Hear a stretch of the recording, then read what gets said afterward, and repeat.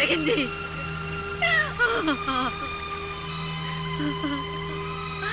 అమ్మా, ఆ పుష్పంలోనే నా పుత్రుని చూసుకుంటూ మురిసిపోతూ నిన్ను సేవిస్తున్నానే. నీ ఆశ్రయంలో ఉన్న నా బిడ్డకు ఏం జరిగింది తల్లి?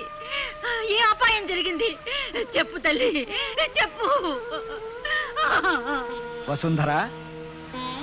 స్వామి, ఏమిటి ఘోరం?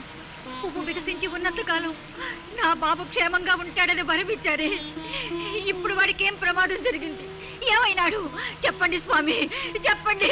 ఆందోళన పడకు వసుంధర.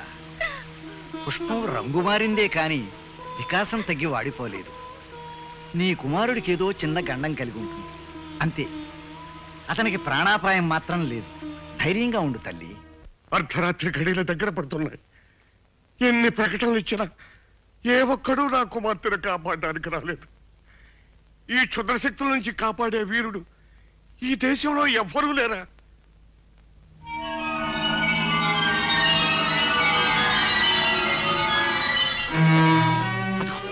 అదిగో మృత్యు మేఘం వచ్చేస్తుంది. మృత్యు మేఘం వచ్చేస్తుంది. ఎవరు? ఎవరు? రాకుమారి, రాకుమారి, ఈ హారం ధరించండి. వస్తున్న ప్రమాదాన్ని తప్పించుకోండి. ఎవరా నువ్వు? నువ్వు నీ వలకు లాకెళ్ళండి వెండి. మహారాజా, నా మాట నమ్మండి.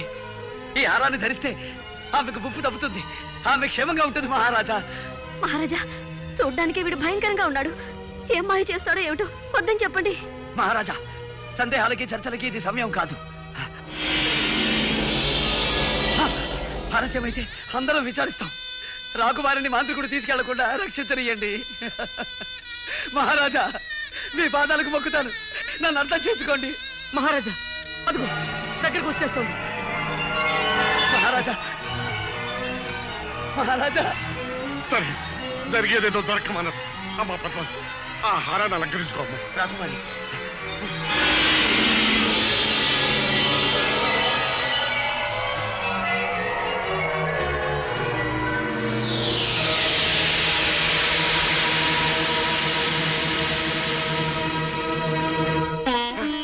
పోయింది. ఆ మృత్యుమేఘం వెళ్ళిపోయింది. అమ్మా పద్మ, నువ్వు మాకు దక్కావమ్మా, మాకు దక్కావమ్మా. అంతా దైవకృప. సమయానికి ఆ దైవమే వచ్చి కాపాడాడు.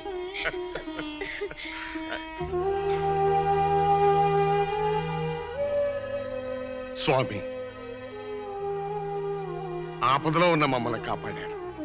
మీరు మా పాలిట దైవం. తమరు ఎవరు? ఎక్కడి నుంచి విజయం చేశారు? నేనెవరైతే ఏం లేండి, నా కర్తవ్యం నెరవేర్చగలిగాను. మా బంధువులు, పరివారం, వీరులు ఎవ్వరూ చేయలేకపోయిన పనిని మీరు సాధించి మహావీరులు అనిపించుకున్నారు. ఎన్ని జన్మలెత్తి సేవ చేసినా ఈ రుణం తీరదు. విధి నిర్వహణ కృతజ్ఞతను ఆశించదు మహారాజా. రాకుమారి, సర్వకాల సర్వావస్థల్లోనూ ఆ హారం మీ మెడలోనే ఉండాలి. ఎట్టి పరిస్థితుల్లోనూ దయచేసి తీయకండి మహారాజా. ఇక సెలవు. అలా కాపాడిన వారికి నా కుమార్తెనిచ్చి వివాహం కూడా జరిపిస్తానని ప్రకటించండి. స్వామి, నా కుమార్తె ప్రాణాలు కాపాడాలన్న ఆశతో ఆవేశంలో ఆమెనిచ్చి పెళ్లి చేస్తానని ప్రకటించాను. ఇప్పుడు మహారాజా, ఏమిటి మీ ఉద్దేశం? ఈ బికారికి, ఈ కబోదికి అమ్మాయిని ఇవ్వడానికి సిద్ధపడుతున్నారా? ఈ కురూపిని పద్మ కట్టబెట్టి దాని జీవితం నాశనం చేస్తారా? అతనికి అవకాశం వచ్చింది, సహాయం చేశాడు. అంతగా మీరేదైనా ఇవ్వాలనుకుంటే నగో నటరో బహుమానంగా ఇచ్చి పంపించండి. అంతేగాని పద్మనిచ్చి పెళ్లి చేస్తానని మాత్రం ఒప్పుకోకండి. ఈ కార్తికేయ వంశంలో ఎన్నడూ కలగని సమస్య ఈనాడు ఎదురైంది. ఈ వివాహం చేసి అమ్మాయికి అన్యాయం చేసిన వాడు అవుతాడా? చెయ్యక మాట నిలబెట్టుకోలేని మహారాజుగా ఈ వంశానికి కళంకం తెచ్చిన వాడు అవుతాడా? ఏమి చెయ్యాలి? ఏమిటి విషమ పరీక్ష?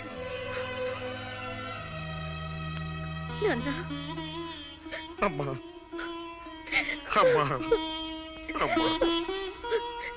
నాన్న, మీరేం బాధపడకండి.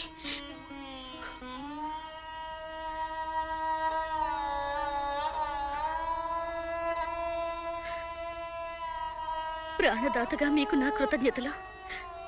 మీకొక నిజం చెప్పడం నా ధర్మం. నేను విజయ్ అనే వ్యక్తిని గాఢంగా ప్రేమించాను. నా మనసు ఎప్పుడో అతనికి అంకితం అయిపోయింది.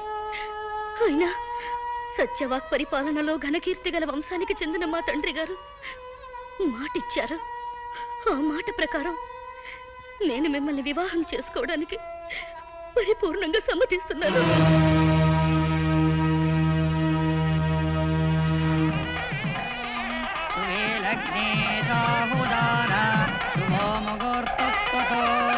లక్ష్మీనారాయణాయ నమాం ప్రదత్తతి. ఓం సర్వమంగళమాంగళ్యే శివే సర్వార్థసాధకే శరణ్యే త్ర్యంబకే దేవి నారాయణి నమోస్తుతే. మాంగళ్యం తంతునానేన మమ జీవన హేతునాం. ఆగండి, అందరపాటు పనికిరాదు. ఇది శుభముహూర్తం అని ఎవరు నిర్ణయించారు? ఇది దోషకాలం. కొద్ది క్షణాలాగితే దివ్యమైన ముహూర్తం వస్తుంది. ఏమిటి స్వామి తమరెవరు?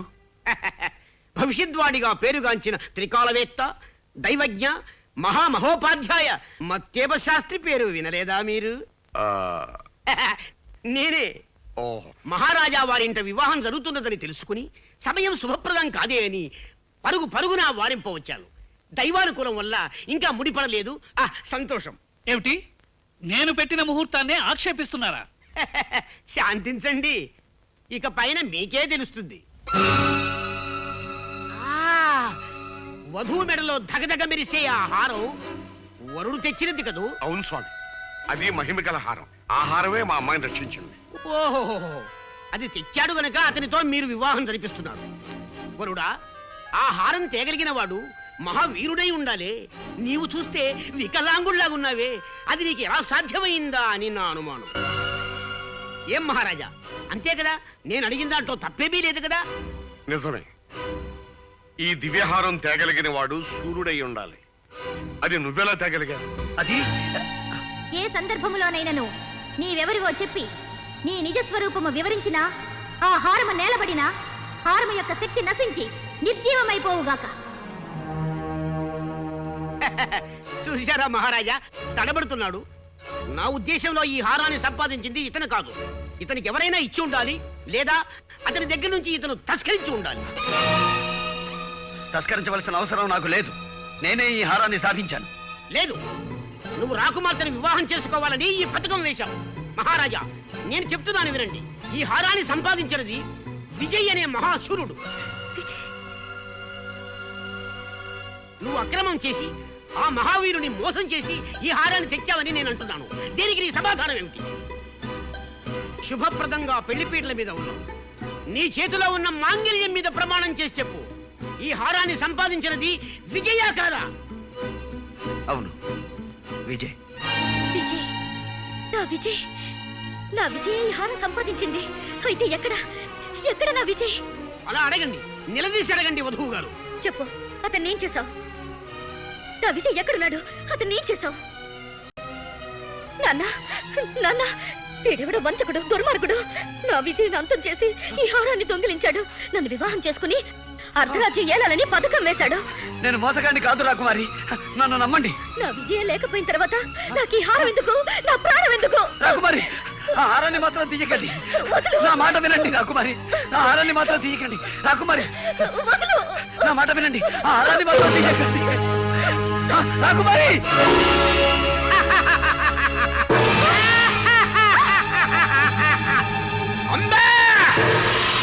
అమ్మా పద్మా! హే నేత, ఆనతి ప్రకారము వధువు బలి వధువు.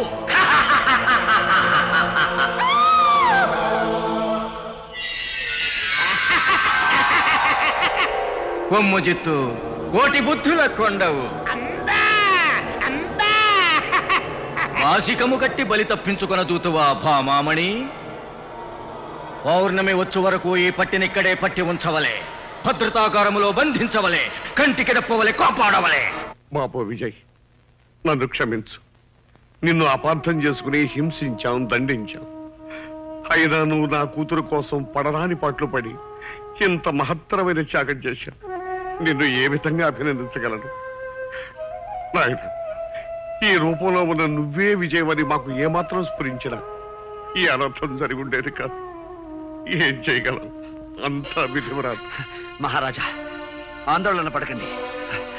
నేను వెంటనే ఆ భైరవ ద్వీపానికి బయలుదేరుతాను. ఎలాగైనా వచ్చే పౌర్ణమిలోగా నా పద్మని రక్షించుకుంటాను. ఇక నాకు సెలవియ్యండి. కోటాల కోనలో పెరిగాను. పసి వయసులో ఒక ఉగాది నాడు నదిలో కొట్టుకొస్తూ ఆ కోనవాసులకి దొరికానట.